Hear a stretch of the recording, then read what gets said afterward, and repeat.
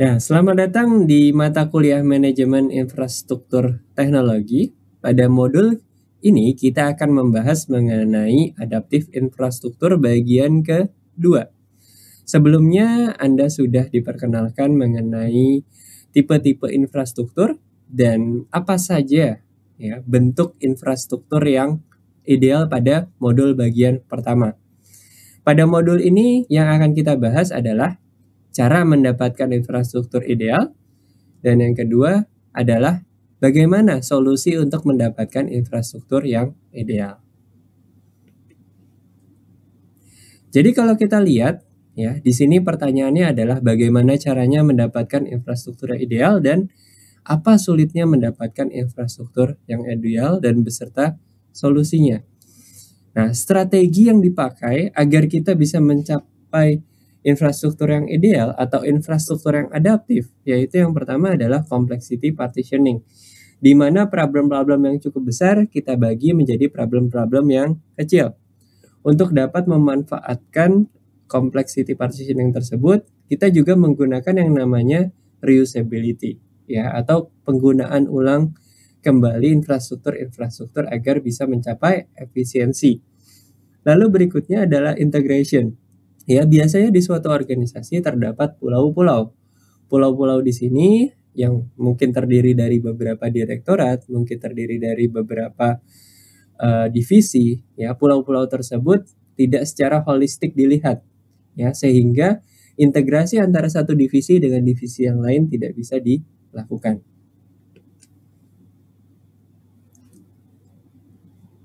Nah, permasalahan yang sering terjadi nih di dalam sebuah organisasi, ya. Infrastruktur sering tidak terencana dengan baik, ya.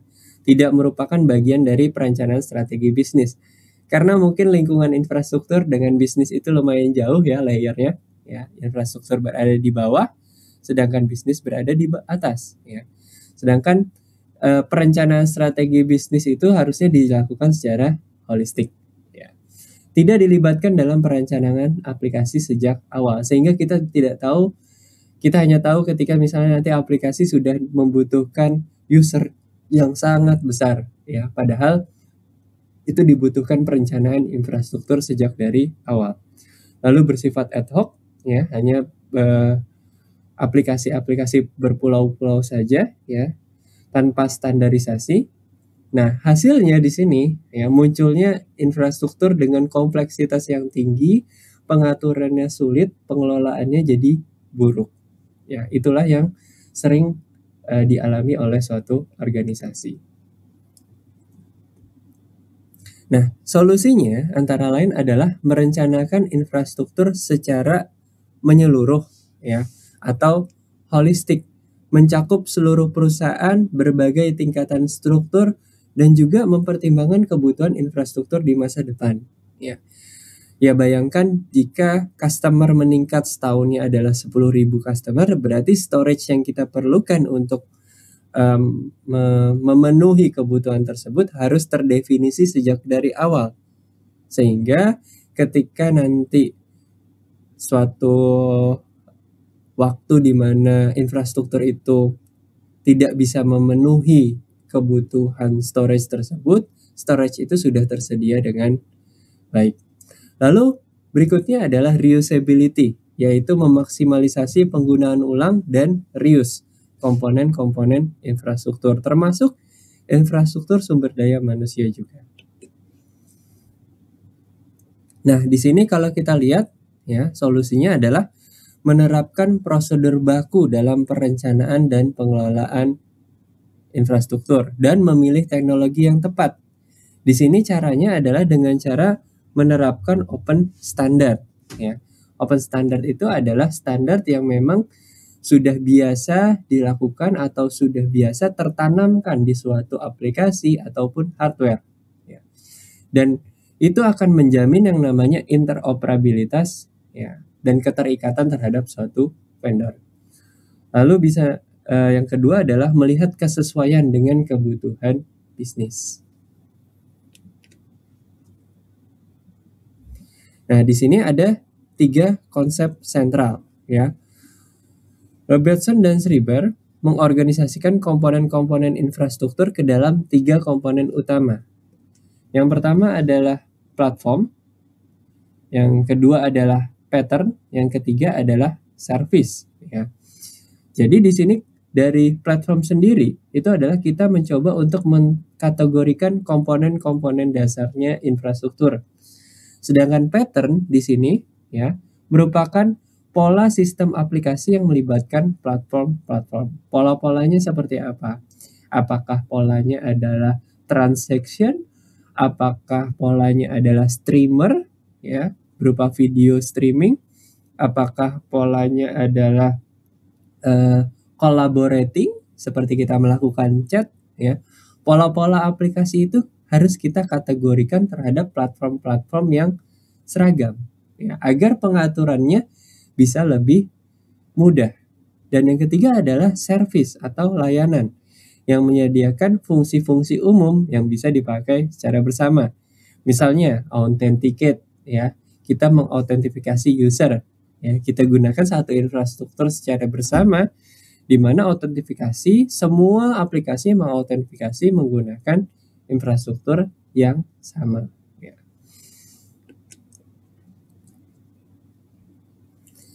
Berikutnya adalah pendekatan pattern base ya. Pendekatan pattern base ini adalah bagaimana kita mengidentifikasi pola aplikasi umum ya. Jadi pattern-pattern atau pola dari aplikasi kebiasaannya harus bisa kita identifikasi sehingga kita bisa tahu menaruh di mana saja pattern-pattern tersebut ya. Pattern-pattern ini kita coba kategorisasikan ya. Misalnya yang di sini adalah transaction. Yang di sini misalnya adalah streaming. Jadi masing-masing pola dari aplikasi itu bisa kita ketahui ya. Perencanaan berbasis pola memudahkan identifikasi komponen yang dipakai secara bersama. Karena polanya sama, penggunaan prosesnya juga tidak jauh beda. Oleh karena itu peningkatan kebutuhan, skalabilitas bisa diprediksi sebelumnya.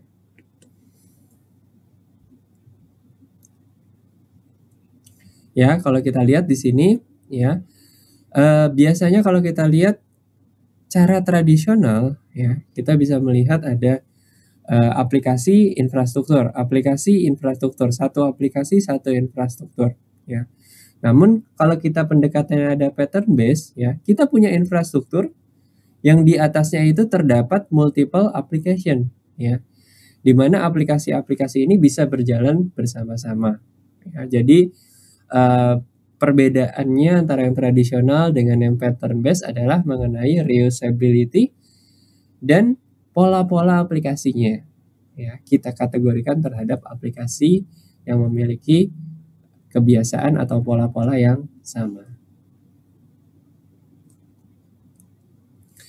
Nah, berikutnya adalah metodologi yang bisa kita gunakan, yang namanya adalah metodologi perancangan infrastruktur teknologi informasi ya, atau metodologi PT. Beberapa tahapan-tahapan perencanaan infrastruktur ya menurut Robertson dan Schreiber di sini. Yang pertama adalah inventarisasi atau pendataan teknologi berdasarkan kategori sistem layer ya. Lalu kita harus bisa, yang kedua adalah mengidentifikasi pengembangan pattern atau pola-pola infrastruktur. Konfigurasi standar yang banyak diterapkan ya. Pattern-pattern tersebut yang seperti tadi saya sebutkan, misalnya ada transaction, ada streaming, ada collaborate misalnya. Nah, pattern-pattern tersebutlah kita coba identifikasi aplikasi mana saja yang memiliki pattern-pattern yang sama diletakkan di dalam infrastruktur yang sama untuk mencapai tujuan manajemen yang lebih baik. Ya. Yang ketiga adalah identifikasi dan pengembangan infrastruktur layanan ya. Identifikasi fungsi-fungsi yang bersifat umum ya, agar yang bersifat layanan ini bisa berjalan ya, bisa kita sediakan sejak dari awal. Contohnya yang digunakan oleh semua aplikasi adalah autentifikasi ya, bisa menggunakan LDAP atau misal menggunakan key clock. Nah, jadikan fasilitas penyedia fungsi-fungsi tersebut sebagai servis untuk umum ya. Jadi untuk aplikasi-aplikasi chat misalnya infrastruktur aplikasi chat tidak mengurusi lagi mengenai masalah autentifikasi karena sudah ada misalnya LDAP atau menggunakan key clock ya. Lalu berikutnya adalah pengelolaan portofolio infrastruktur. Portofolio ini adalah sebuah dokumentasi di mana kita mencoba untuk mengorganisasikan ya platform, pattern dan service menjadi satu portofolio standar perusahaan ya. Jadi sebagai dokumentasi aplikasi-aplikasi yang memiliki pattern yang sama kita kategorikan atau kita dokumentasikan dengan baik ya. Lalu kita lakukan review juga, kita monitoring juga pattern-pattern tersebut dalam kurun waktu tertentu. Oleh karena itu dibutuhkan juga monitoring tools untuk bisa mendapatkan log ya, bagaimana suatu infrastruktur itu dipakai oleh sebuah aplikasi atau beberapa aplikasi. Supaya kita ke depannya bisa mengetahui kita harus berinvestasi infrastruktur apa dalam pengembangan atau skalabilitas infrastruktur tersebut.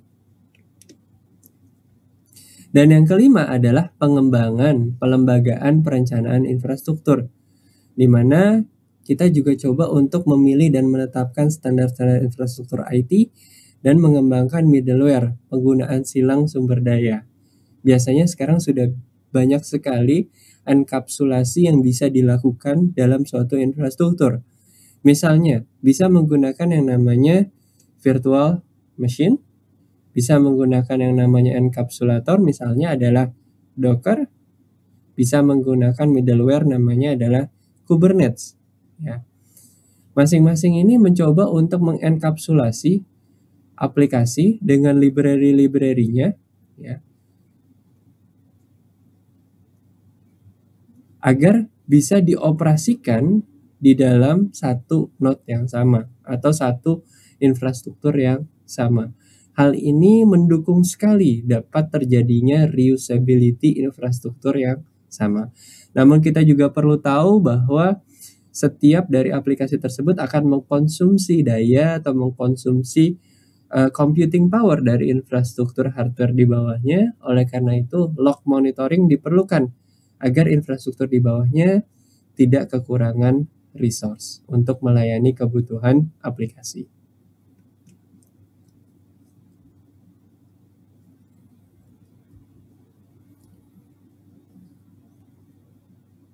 Yang kelima adalah pengelolaan infrastruktur sebagai paket-paket solusi. Ya, nanti kita akan bahas ini lebih lanjut di modul berikutnya dengan lebih detail, mulai dari perancangan awal sampai kita bisa menyediakan yang namanya paket-paket solusi untuk infrastruktur tersebut.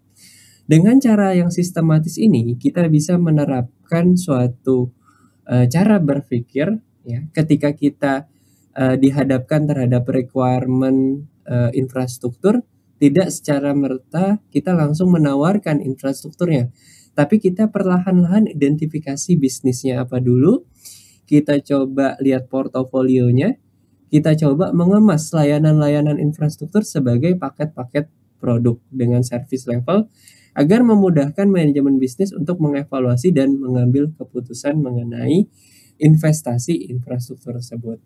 Ya, karena infrastruktur ini harus seimbang antara kebutuhan ya sekarang dengan kebutuhan beberapa masa mendatang ya, agar diperoleh return on investment yang tinggi bagi sebuah bisnis. Ini adalah beberapa referensi ya mengenai adaptive infrastruktur. Dan ini adalah akhir dari modul bagian adaptif infrastruktur. Ya, mudah-mudahan apa yang sudah diberikan atau yang sudah disampaikan dapat dipahami ya dan dapat bermanfaat bagi kita semua. Terima kasih.